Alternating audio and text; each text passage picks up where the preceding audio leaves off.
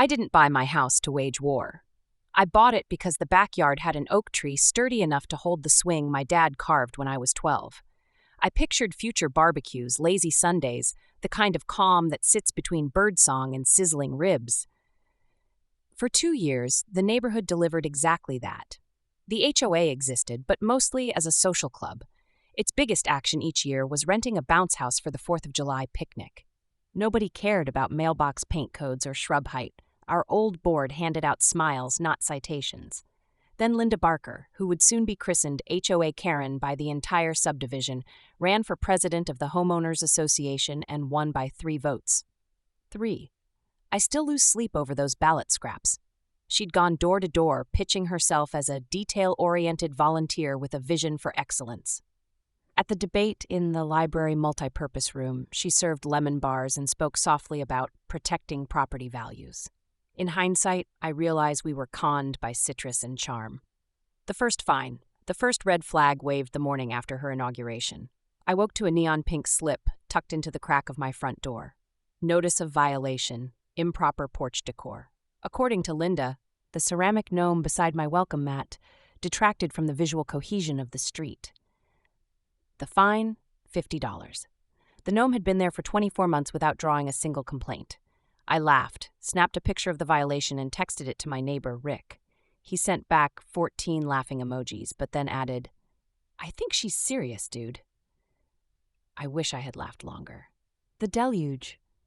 Over the next 3 weeks, Linda blitzed the neighborhood with more violations than our HOA had issued in the previous decade. Rick got dinged because his basketball hoop lacked neutral coloring. Sheila across the street paid $75 because her mailbox flag was sun-faded. Old Mrs. Knox received a $40 ticket for leaving her recycling bin out 45 minutes past pickup. She'd been at a dialysis appointment. Linda left the notice folded into the rubber gasket of her storm door like a crimson tongue. The community Facebook group exploded, at first with memes and GIFs, then with furious paragraphs. Linda responded by deleting comments and posting a single statement. Rules preserve property values. Compliance preserves harmony. She ended with a smiley emoji, which somehow made it worse. The trash can incident. One Wednesday, I came home from work to find a yellow envelope taped across the painted letters of my garage. Inside was a bill for $250. The crime? My trash can, hidden behind a privacy screen, had apparently been visible from the street. I checked the date of the offense, Monday, 6:13 a.m., an hour when I was still asleep, and my can was definitely behind a closed gate. I trawled through Ring doorbell footage. At 6:12, a gust of wind shoved the gate ajar just wide enough for the lid of the can to peek through. At 6:14, the gate swung shut. A 2-minute misdemeanor. I marched the printed still frames down the block to Linda's house. White shutters, perfect rose bushes, security system signs staked like a flag of conquest. She opened the door wearing a pastel cardigan and an expression of maternal disappointment. "Hi, Mark," she cooed. "How can I help?" I showed her the photos. "Do these look like a $250 violation to you?" She leaned forward, fingers laced. "The rules are clear. Receptacles must remain fully screened at all times. I understand wind can be unpredictable, but homeowners are responsible for securing their property." "As in, I'm responsible for the weather?" "As in," she said, smile stiffening, "proactive measures could have been taken." I left before I said something regrettable. On the walk back, I realized something simpler than rage. Linda wasn't just enforcing rules. She was manufacturing infractions to bankroll something. But what? The reckoning begins. I thought about refusing to pay, but the notice threatened escalating penalties, including lien placement and collection fees. Mortgage lenders aren't fond of liens. I swallowed the injustice and wrote a check. As I sealed the envelope, I felt something twist inside me, a slow burn of anger and the sour recognition that bullies don't stop when you appease them. They sniff out weakness and double down. Sure enough, the next violation arrived the following Monday. My lawn, measured by Linda's stainless steel ruler, allegedly had blades of grass exceeding 3 inches. The penalty, $100. I pulled out my own tape measure, 2.75 inches at worst. Meanwhile, Miss Baxter was cited for improper curtain opacity because her living room drapes were sheer in the afternoon sun. Fines soared, tension thickened. Linda walked the sidewalks at dawn, clipboard in hand like a border guard. Some neighbors started calling her the warden. Others whispered nastier names. Psychological warfare. Stress burrowed inside me like termites. I began waking at 4 a.m. to check my yard, gate latched, hose coiled, porch light off. I kept a notebook labeled compliance log, chronicling shrub height, grass moisture, even bird feeder placement. My girlfriend Danny joked that I'd joined a cult of tidiness. We argued because Saturdays became chore marathons instead of the lazy brunches we loved. Linda had turned neighbors, people who once borrowed sugar, into bleary sentinels guarding against infractions. The porch light decree. Then came the porch light decree. Our HOA regulations specified soft white or warm white bulbs of no more than 800 lumens. Linda, brandishing a portable spectrometer she'd bought online, decided my bulb leaned too yellow. Violation, $75. The ludicrousness should have been funny, but I felt only fatigue. Each ticket another vampire siphoning joy. That night, while I was stringing through ways to move out, a tap echoed at my door. Enter Jill Lambert, the unassuming grandmother who lived behind me. She carried a tin of cinnamon bread and a folder thick with printed statutes. The steam from her coat collar smelled like rain and rosemary. "Mind if I come in, honey? We need to talk about Linda." I didn't know it yet, but Jill was the cavalry. Jill's credentials. Over mugs of Darjeeling, Jill revealed her past. 32 years as a paralegal for the State Attorney General's office, specializing in municipal fraud. She'd watched Linda's ascent with growing alarm, and she was ready to dismantle it like a faulty watch. She opened the folder to a spreadsheet color-coded like a heat map. Every violation issued since Linda's reign began. Dates, amounts, infraction codes. 67 fines in 22 days, totaling $18,150. HOA bylaws required a right to appeal letter with each citation. Linda omitted that clause from 59 of them. Intentional oversight, Jill said, sliding a biscotti across the table, eliminates friction that might delay payment.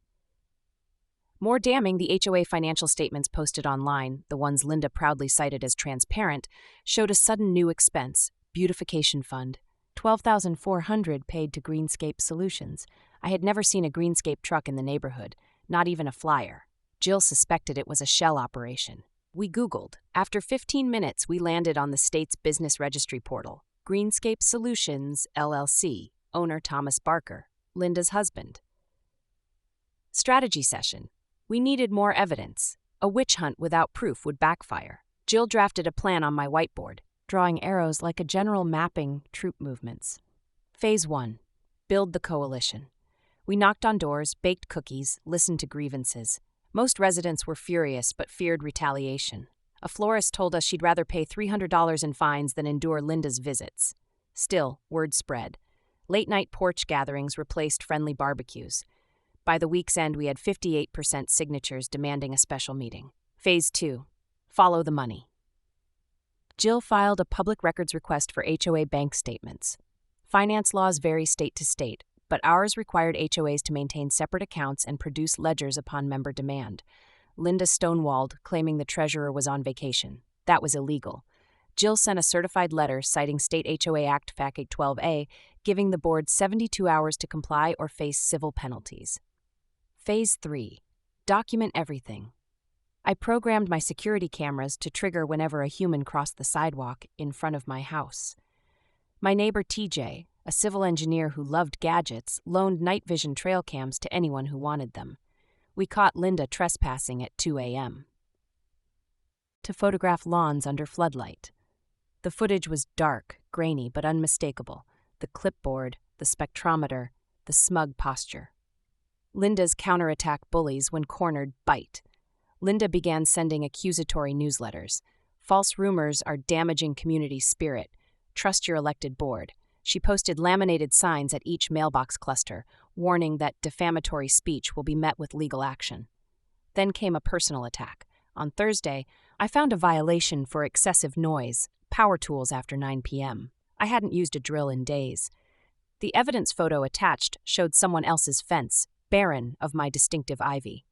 At 3 a.m., I lay awake, heart pummeling ribs, realizing Linda was forging citations. Vandalism. The tipping point arrived on a gusty Friday. Rick, the basketball hoop guy, woke to find his back fence spray-painted with the words, "Rules are rules." No cameras caught the vandal, but the handwriting looked eerily like Linda's bubble letters. The community Facebook group erupted. Linda replied within minutes, "HOA condemns vandalism. This is what happens when residents sow discord." That post sealed her fate, gasoline on a bonfire. The war room.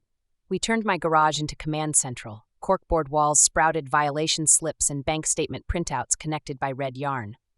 Danny, whose boredom had turned to fury after Linda cited her car for unauthorized bumper sticker, started combing through the bylaws with a yellow highlighter. Every time she found an inconsistency, she'd ring a desk bell we labeled Ding of Doom.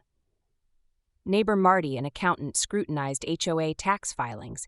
He discovered greenscape invoices billed for median sod replacement on dates when National Weather Service recorded torrential downpours.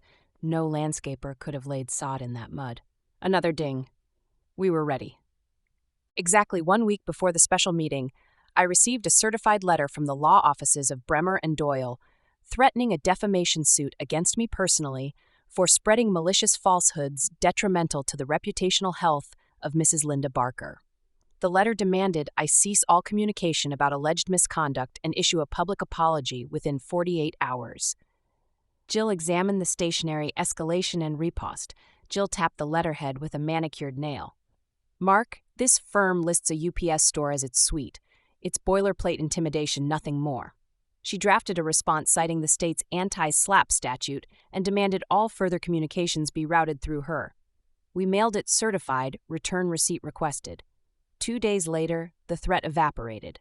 No follow-up, no lawyer at my doorstep. It was the first time I truly saw Linda's mask slip. Behind the clipboard and cardigans was a bully rattling an empty saber. But Linda wasn't done. Lawn inspection patrols doubled. Those who'd signed the petition found weeds mysteriously salted dead overnight.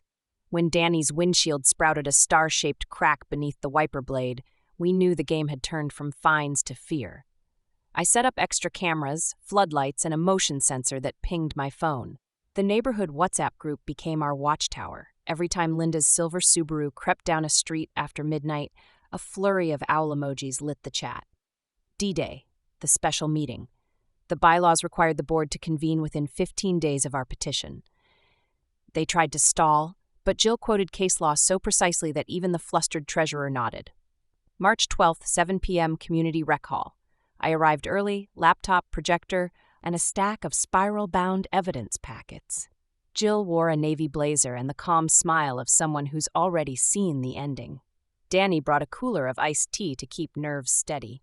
At 6:58, every folding chair was filled, residents spilling into the hallway, murmuring like bees. The fluorescent lights flickered, lending the beige walls a queasy hue. Linda sat at the head table, gavel poised like Thor's hammer, flanked by her loyal 2-person board and a man in an ill-fitting suit, later revealed to be her brother-in-law, not an attorney. She opened with a speech on civility and gratitude for volunteer service. When polite applause fell flat, Jill rose. "Madam President, motion to allocate the first 20 minutes to a forensic financial review." Her voice carried the soft steel of courtroom protocol. Linda's lips pinched. "Motion denied." "Point of order," Jill interjected, citing Bylaw 4.3. "A motion from the floor with a second must proceed to vote." Rick shot up, seconded, and 2/3 of the room raised green voting cards. The projector hummed to life. The evidence bomb slide 1, timeline of fines since Linda's election, an orange bar graph skyrocketing off the chart. Gasps rippled. Slide 2, bank account ledger highlighting $142,678 moved into the beautification fund. Next slide, payments to Greenscape Solutions, cross-referenced with Barker family deposits. Audible woes and a choking cough from the treasurer. Slide 4. Night vision footage of Linda trespassing, spectrometer flashing like a lightsaber. Someone muttered, "That's straight creepy." Linda's brother-in-law attempted objections. He was drowned by the bylaws Jill projected on the side wall. Missing right to appeal language, unlawful late fees, intimidation violations. Every bullet point was footnoted to state statute. When Jill cued the vandalism handwriting analysis, Linda snapped. She banged the gavel so hard the rubber head flew off. "This is a witch hunt. These people are liars," her microphone squealed. A toddler started crying. Even the board secretary, until then cowering behind her agenda, slid her seat 3 inches away from Linda. Motion to remove Marty, the accountant stood. I move to recall the entire board for cause under Bylaw 5.7 and appoint an interim committee pending new elections. Seconded. The paper ballots circulated. As they were counted, silence bloomed thick enough to taste. Final tally, 92 for recall, 3 against, 7 abstentions. 1 abstention was Linda herself. The other 2 were her board allies. A retired sheriff volunteered to escort the ousted members out. Linda gathered papers in frantic swipes, but someone had already photographed each sheet. Aftermath, audits and handcuffs. The interim committee, a mosaic of engineers, teachers, and one very giddy florist, ordered a full forensic audit. Over 6 weeks, the picture darkened. Bogus landscaping, phantom power washing, a $7,200 community Facebook ad campaign that led to Linda's jewelry store side hustle. The district attorney filed charges for embezzlement, fraud, and criminal mischief. Linda accepted a plea, repay $186,000, 5 years probation, and a restraining order preventing her from holding any HOA position ever. The association refunded every improper fine with 8% interest. Annual dues dropped by 15%, and the treasurer recommended a holiday fireworks show to remind everyone what celebrations felt like. Epilogue: Reclaiming Home. A month after the dust settled, I hosted the barbecue I'd dreamed of when I first saw the oak tree. Kids pumped their legs on the swing, ribs hissed on the grill, and Danny, the TikTok college kid, debuted a wind-powered lawn gnome he 3D printed in my honor. Its little arms pinwheeled whenever a breeze ruffled the leaves. I kept the original $250 violation slip framed above my desk, a receipt for the moment ordinary neighbors chose courage over convenience. Sometimes at dusk I walk the block and savor the quiet. No clipboards, no midnight prowlers. Just the hum of cicadas and the thump of basketballs against Rick's now neutral-colored hoop. I learned that communities aren't protected by rules, but by people willing to defend fairness. And if another Karen ever rises, this time we'll be ready long before the lemon bars cool. See you in the next video adventure.